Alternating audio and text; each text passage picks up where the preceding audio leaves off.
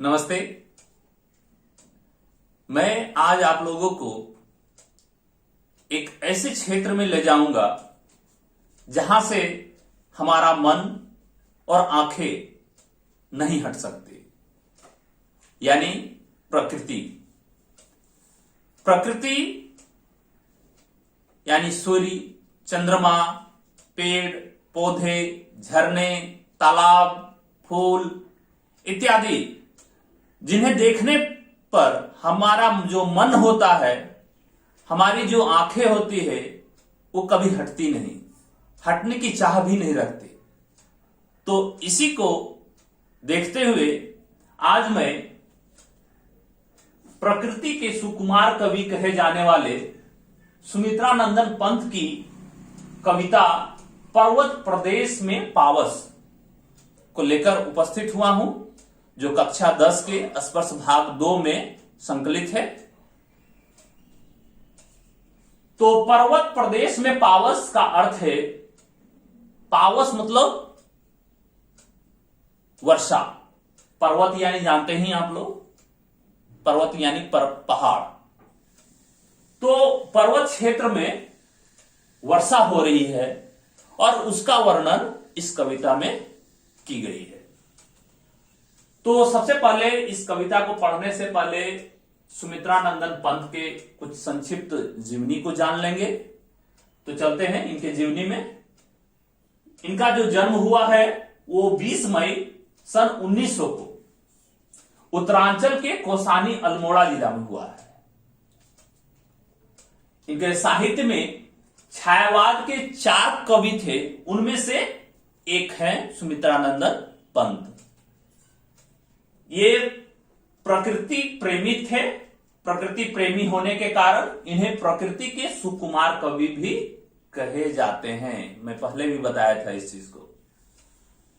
इनके देखा जाए आगे कि सन 1960 में इनको पद्म भूषण, कला और बूढ़ा चांद कविता संग्रह में 1960 ईस्वी में ही साहित्य अकादमी पुरस्कार और हिंदी में सबसे पहले ज्ञानपीठ पुरस्कार पाने वाले कवि हैं, जिन्हें चितंबरा कविता संग्रह में प्राप्त हुआ था। यानी ज्ञानपीठ पुरस्कार जो है ये पाने वाले सबसे पहले कवि हैं। और ये ज्ञानपीठ जो पुरस्कार होता है वो साहित्य के क्षेत्र में सबसे बड़ा पुरस्कार होता है भारत में। और इनका हुआ है चितंबरा कविता संग्रह में इनको मिला है। इनका स्वर्गवास जो हुआ है वो 26 दिसंबर सन 1977 ईस्वी को। इनकी यदि प्रमुख रचनाओं को देखा जाए तो वीणा, पल्लव, युगवाणी, ग्राम्या, स्वर्ण किरण और लोकायतन है। तो ये सभी ये संक्षिप्त जीवनी हुए।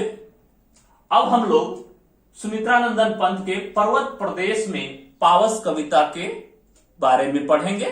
तो सबसे पहले इनके शब्दार्थ को जान ले कि पावस यानी वर्षा ऋतु, पहले भी बताया था। मेखलाकार यानी करघनी के आकार की पहाड़ की ढाल, मेखलाकार इस तरह से रहता है पहाड़, तो वही ढाल को मेखलाकार करघनी की तरह बताया गया है।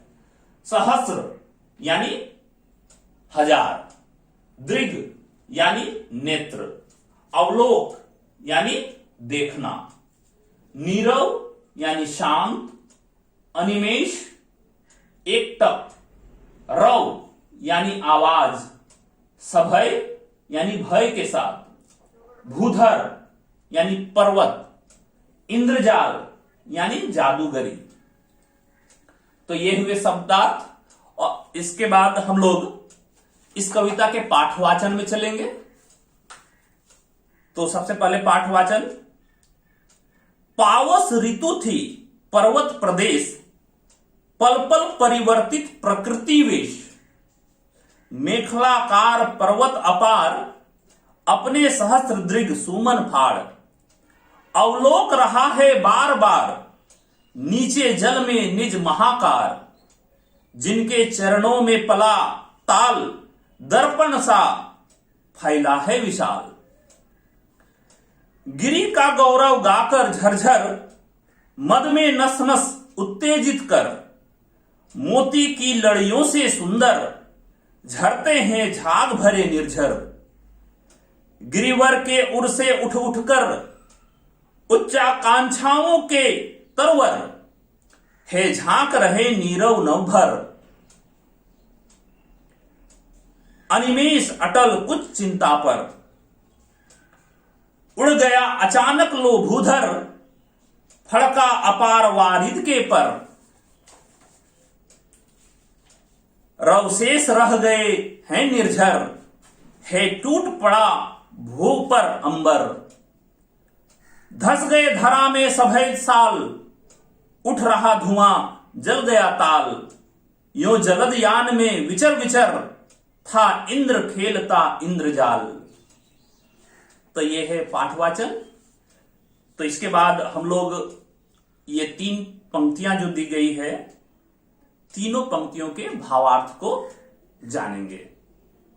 तो सबसे पहला है, पावस ऋतु थी पर्वत प्रदेश, पल पल परिवर्तित प्रकृति वेश। यहां पर सुमित्रानंदन पंत ने पर्वत क्षेत्र में जब बारिश होती है, वर्षा होती है, उसका एक मनोहर चित्र प्रस्तुत हमारे सामने किया है। और कहते हैं कि पावस ऋतु थी पर्वत प्रदेश, यानी पर्वत प्रदेश में पहाड़ के क्षेत्र में वर्षा हो रही थी और पल पल में परिवर्तित हो रहा था। यानी वहां की प्रकृति का जो वेश है, रूप है, वो हमेशा बदल रहा था। कभी छाया हो रहा है, कभी धूप हो रहा है। इस तरह से पल पल परिवर्तित प्रकृति वेश, यानी प्रकृति का वेश जो है, यानी रूप है, वो परिवर्तित हो रहा है। मेखलाकार पर्वत अपार, अपने सहस्त्र दृग सुमन फाड़। यानी जो पहाड़ कैसा है, मेखलाकार यानी करघनी के आकार का, यानी इस तरह से हुआ है। और इस तरह से कहते हैं पर्वत अपार, यानी बहुत बड़ा आकार का, अपने सहस्त्र दृग सुमन फाड़, और उसी में हजारों फूल खिले हुए हैं। उसी पर्वत में हजारों रंग बिरंगे फूल खिले हुए हैं। और अवलोक रहा है बार बार, नीचे जल में निच महाकार, जिनके चरणों में पलाताल, दर्पण सा फैला है विशाल। और ये जो सुमन, सुमन का अर्थ होता है फूल। दृग सुमन, यहां पर देखिएगा, ध्यान दीजिएगा, दृग सुमन यानी दृग की तरह सुमन। सुमन जो है वो अपनी आंखों से, दृग यानी आंख होता है, अपनी आंखों से पहाड़ के नीचे जो बड़ा सा तालाब है, वो दर्पण की तरह है। जो पर्वत है अपने हजार आंखों के से, यानी फूल जो रंग बिरंगे फूल खिले हुए हैं, वो पर्वत की आंखें हैं।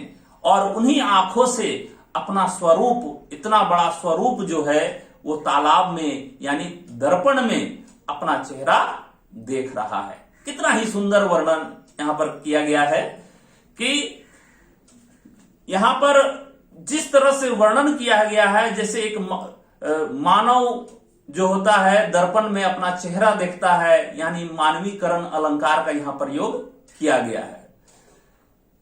तो इसके चरण में, चरण का मतलब होता है इसके नीचे, यानी पर्वत के नीचे एक बहुत बड़ा तालाब है जो दर्पण की तरह है, और वो अपना चेहरा देख रहा है।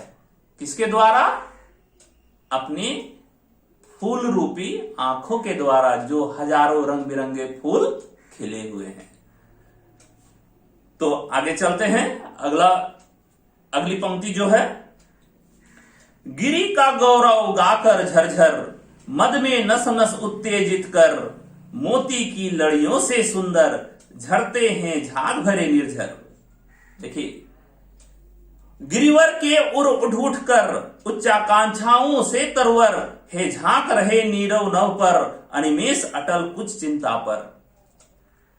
तो यहां पर सुमित्रानंदन पंत जी पर्वत के क्षेत्र में जो गिरते हुए झरने हैं और वहां जो पेड़ पौधे हैं, पेड़ जो वहां पर है, उनका यहां सुंदर वर्णन किया है।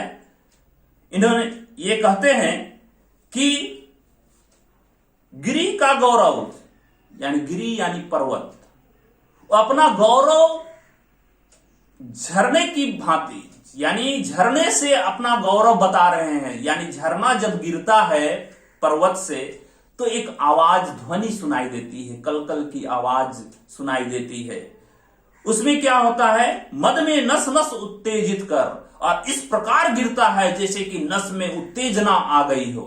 उस तरह से ऊपर से नीचे की ओर झरना गिरता है।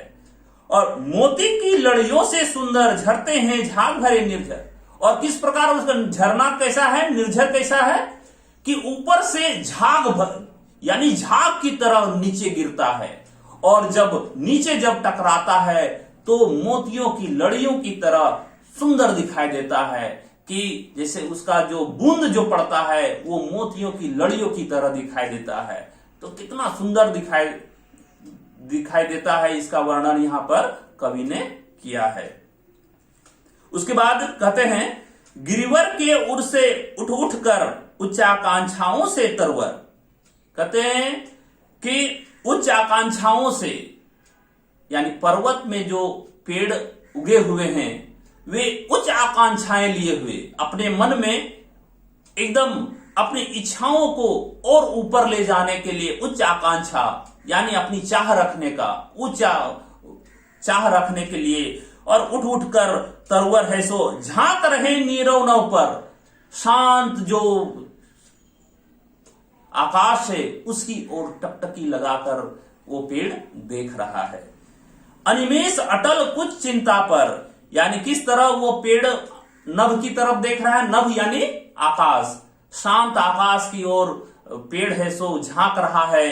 और वो अनिमेष यानी बिना पलक झपकाए हुए अटल रूप से और कुछ चिंता भरी रूप से वो आकाश की ओर पेड़ देख रहा है। तो यहां पर बहुत ही अच्छा वर्णन किया है और यहां भी मानवीकरण का, अलंकार का प्रयोग किया है। उसके बाद आगे चलते हैं। उड़ गया अचानक लोभूधर, फड़का अपार वारिद के पर। यानी कवि कहते हैं कि जब बारिश होती है तो चारों ओर बादल छा जाते हैं। चारों ओर आकाश में बादल छाने से जैसे लग रहा हो भूधर, भूधर यानी पहाड़ होता है, भूधर का अर्थ भी पहाड़ होता है, जो लगता है कि बादल रूपी पंख लगाकर उड़ रहा हो। यानी बारिश के समय जब बादल चारों ओर घिरा हुआ रहता है तो ऐसा लगता है जैसे पर्वत जो है वो अपने बादल रूपी पंख के द्वारा उड़ान भर रहा है। रवशेष रह गए है निर्झर, है टूट पड़ा भूपर अंबर। और क्या रह गया है, सिर्फ झरने की आवाज रह गई है। रव शेष, रव का मतलब आवाज, में पहले भी बताया था, यहां रव मतलब आवाज। क्या शेष रह गया है, क्या बच गया है, सिर्फ झरने की आवाज शेष रह गई है टूट पड़ा भूपर अंबर। और बारिश होने पर जैसे लगता है कि अंबर है सो पृथ्वी पर टूट पड़ा हो, इस तरह से, यानी बारिश के समय में।